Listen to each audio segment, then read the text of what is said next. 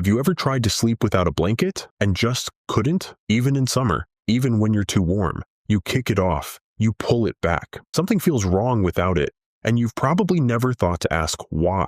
It's not about temperature. It was never about temperature. Here is the psychology behind people who cannot sleep without a blanket. 1, your nervous system uses the blanket as a body map. Your body constantly sends signals to your brain about where it begins and ends. This is called proprioception, your sense of your own physical boundary. When you sleep under a blanket, the gentle pressure activates proprioceptive receptors across your entire body. Your nervous system receives a complete body signal. It knows where you are. It can stop scanning for threats. Without the blanket, that signal is incomplete. Your brain stays slightly alert. Not anxious, just not fully settled. 2. The blanket has become a conditioned safety signal. Every time you have ever felt calm, rested, and safe, a blanket was present. Years of repetition trained your nervous system to associate that weight with safety. This is classical conditioning. The blanket is no longer just warmth. It is a trigger that tells your brain, the environment is correct. Sleep is permitted.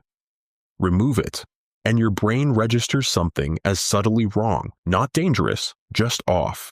And off is enough to keep you awake. 3, people who need blankets to sleep are often more sensitive to environmental cues, not anxious, sensitive. Their nervous systems pick up more information from the environment and require more input to reach the threshold of calm. This is not about being high-strung. It is about having a system that needs more data before it feels settled. The blanket provides that data efficiently. It reduces ambient uncertainty. It creates a managed boundary. Some people don't need this. Others absolutely do. Neither is a flaw. 4. The need for a blanket reflects a broader psychological preference for containment. Psychologists have linked the need for physical boundary during sleep to a preference for structure and predictability in waking life. Not rigidity, just the comfort of known edges.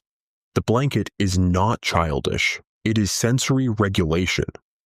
It is your nervous system communicating its need for defined space over open uncertainty. If you cannot sleep without a blanket, your nervous system knows exactly what it needs. It found something that works. It learned to require it. That is not weakness. That is learned self-regulation. You didn't develop this accidentally. You developed it because it helped. If you want to understand the hidden psychology behind things you do without thinking, subscribe now. Because on this channel, we don't just observe behavior. We understand what drives it.